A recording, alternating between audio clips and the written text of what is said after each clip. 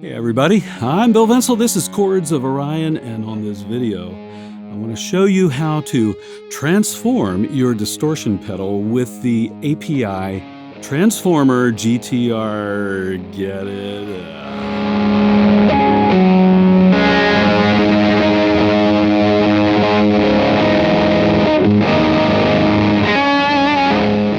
I'd like to thank Sweetwater Sound, my favorite music gear retailer, for sponsoring this video and sending me the API Tranzformer GTR.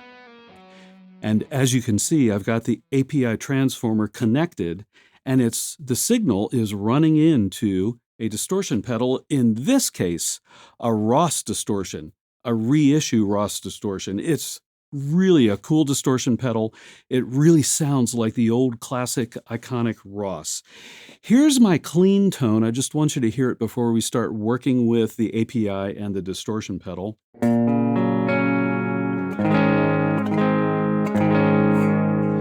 It's a Fender Deluxe Reverb amp model from the Strymon Iridium. So let's go ahead and turn on the Ross distortion and just get a feel for what it sounds like just in its raw form.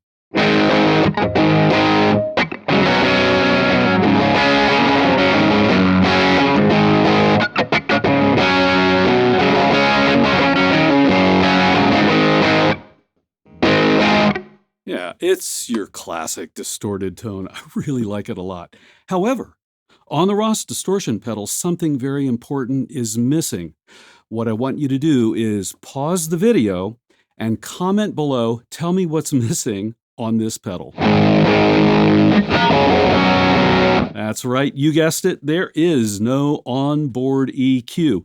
This Ross pedal just is what it is. It depends on your guitar tone knob or the tone controls on your amplifier or your amp model, and that's it.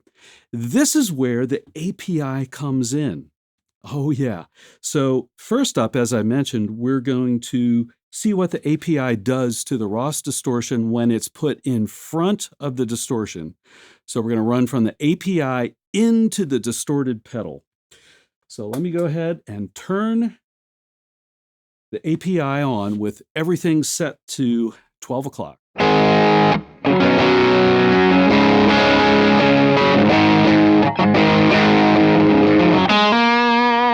It really doesn't sound different, does it? It might sound just a little different. Maybe a little more what they call 3D. That's likely due to the transformer that is actually in the pedal and in the circuit, but it's very subtle. Let's start twisting some knobs. The knob on the left is an EQ knob, and it's set to be a low shelf at 200 hertz. So this is the low mid-range. It's typically where all the mud in a guitar kind of lies, you know, mud in the tone of the guitar.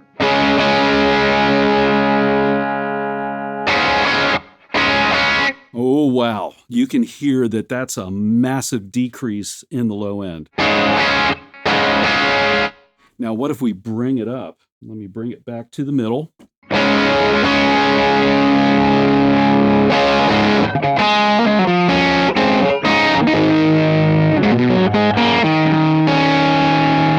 You can already hear what this pedal is going to do to the tone. There's so much gain on that low end. You can hear it pushing more gain into the Ross distortion. Let's try that again.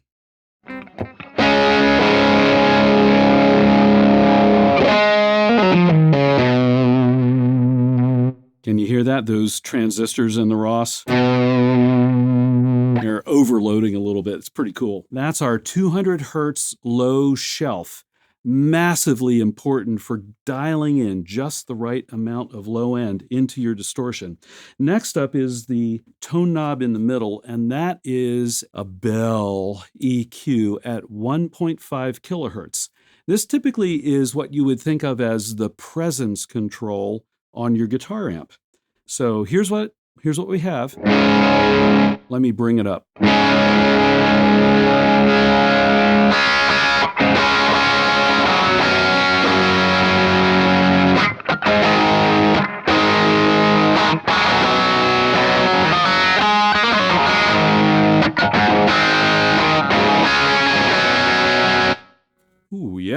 Let's bring it all the way down and hear what we get. It's not quite a scooped mid, but a little bit. So we're going to work with that a little bit more in a minute. So that is the 1 kilohertz EQ knob. There's one more EQ knob next to it. It's the 5 kilohertz knob. And this can be set to two options. One is a high shelf, so kind of like that 200 low shelf. This is the high shelf. And what happens is that when you increase or decrease, it's a shelf that starts at 5 kilohertz and goes on up the frequency range and either decreases or increases the high end. So again, here we go.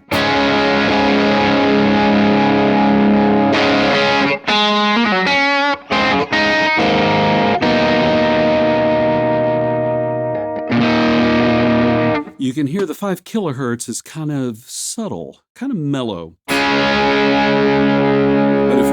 if we remove it, you can hear the loss of brilliance to the tone. But it doesn't really make it muddy. It just kind of removes some of the sheen, if you will, to the tone.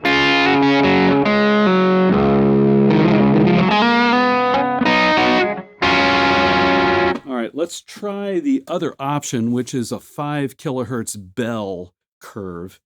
And if we leave it in the middle again, just to recalibrate our ears.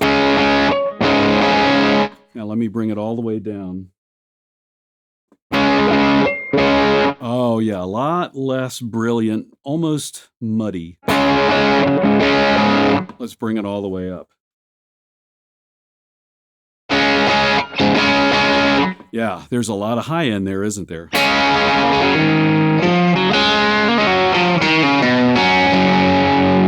Now, let me go ahead and leave that up. I'm going to bring the 200 kilohertz all the way down, and I'm going to put the 1.5 kind of at about 2, 3 o'clock. Yeah, that's crazy, isn't it? Here's the original tone.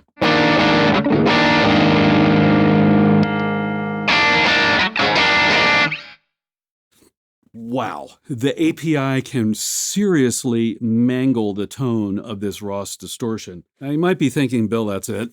It's a 3-band EQ. Well, no, there's more to it than that. There's also one other knob, a massive knob on the right-hand side of the pedal, and that is the gain knob. This pedal can do a boost, either a clean or a dirty boost of up to, wait for it, 40 decibels. Oh my gosh. We can really push the front end of this Ross distortion. Here's what it sounds like.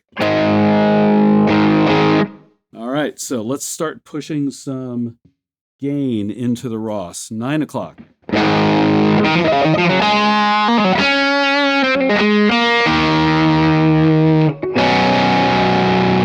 We need a little more, don't we?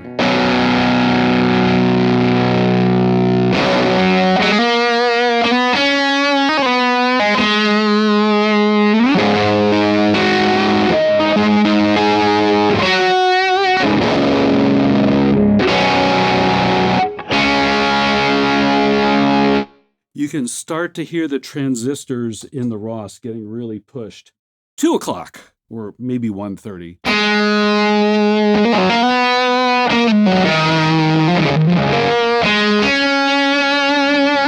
I feel like I need different pickup selector on this guitar for a little mellower sound.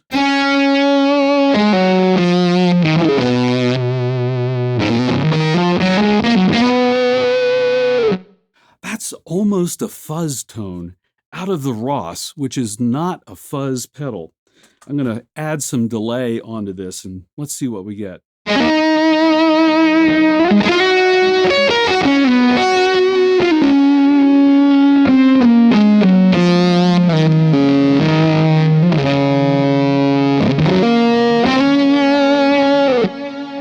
You can hear how each note blooms, like, you know, kind of almost throws up.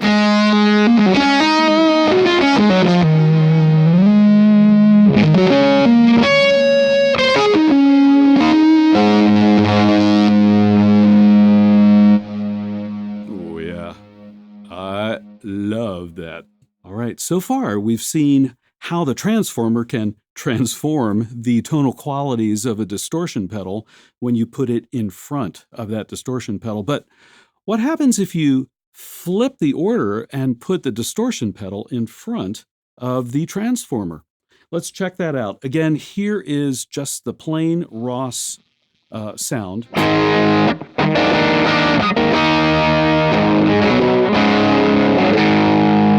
All right, let's turn on the API transformer, and it's going to sound the same.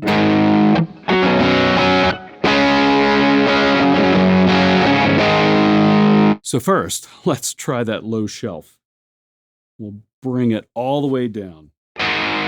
Whoa!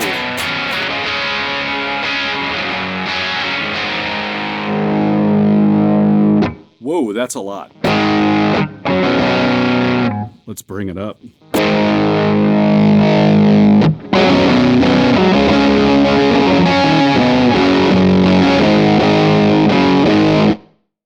Okay, so lesson number 1, when you put the API after the distortion pedal, the EQ, we're going to find this to be true, the EQs are way more responsive.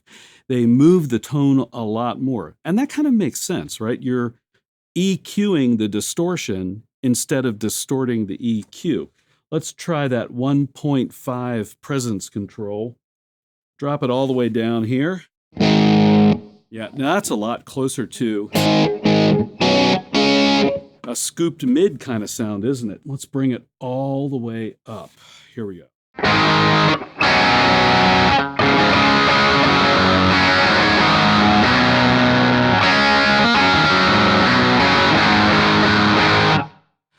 That almost has a Marshall cabinet kind of feel to it, doesn't it?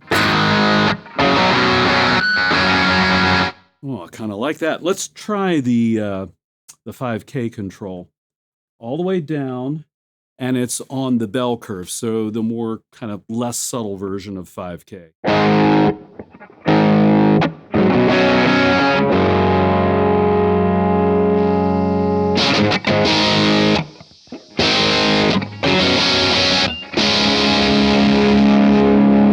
Here's the high shelf, which is the more mellow of the two.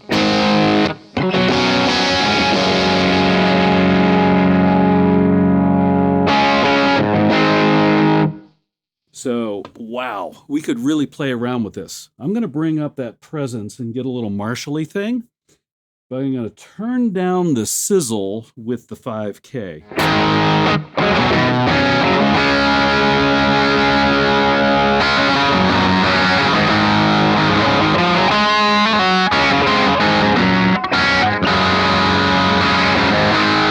I'm going to add a little delay pedal to that.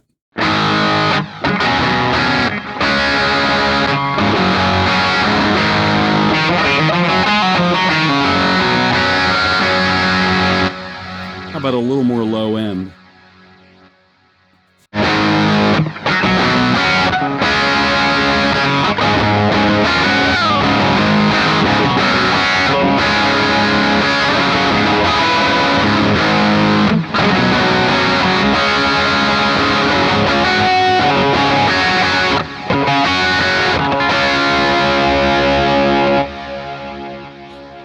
I'm kind of liking that. Now, if I leave the low end up and bring down the 1.5K, and let's bring up the 5K a little bit, still on that high shelf. Let's see what we get.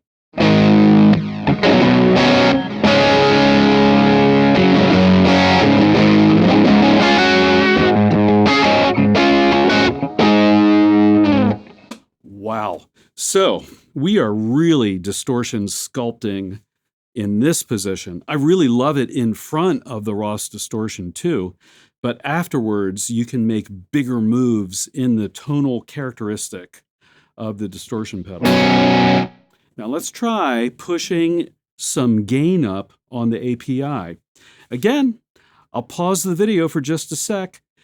Write in the comment if we're not pushing the gain into the Ross, where are we pushing that gain to? You're right. It's getting pushed into the front end of either the amplifier or, in my case, the amp modeler. So let's go ahead and push some gain.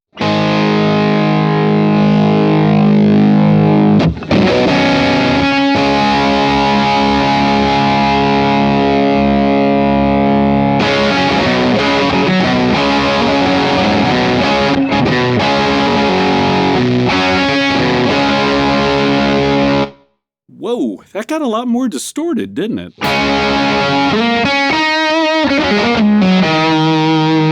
Let me push a little bit more.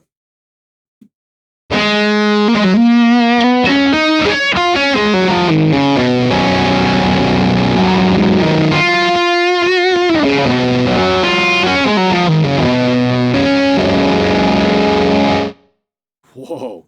Now I'm going to raise the volume pedal. I want you to listen to the noise.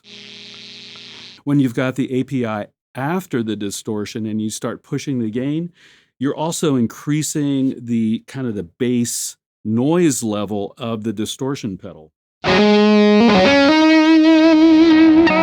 So why is it so much more distorted? Well, I'm pushing the front end of my amp modeler, or if it was a real amp, the front end of the amp. So let's go ahead and turn off the Ross and let's hear how distorted the Iridium is.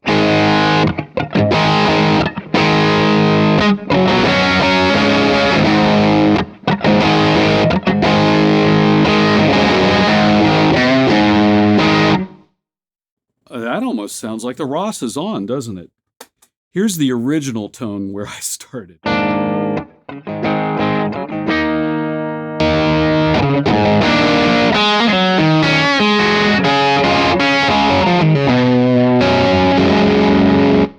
Whoa. So you might be thinking, well, Bill, why do I even need a distortion pedal? Well, this is where you might want to run the API transformer in front of the distortion pedal so you can sculpt it. Maybe you get that fuzzy tone. But when you bypass the distortion pedal, you can push a lot of gain directly into your amplifier. Wow, the possibilities abound. So drop a comment and let me know what you think about this use of the API Transformer GTR. I think it's pretty cool. And also thanks to Sweetwater again for sponsoring this video. I've got a playlist here of some other distortion and pedal demos I think you'll find interesting. Check them out. I'll see you over on those videos.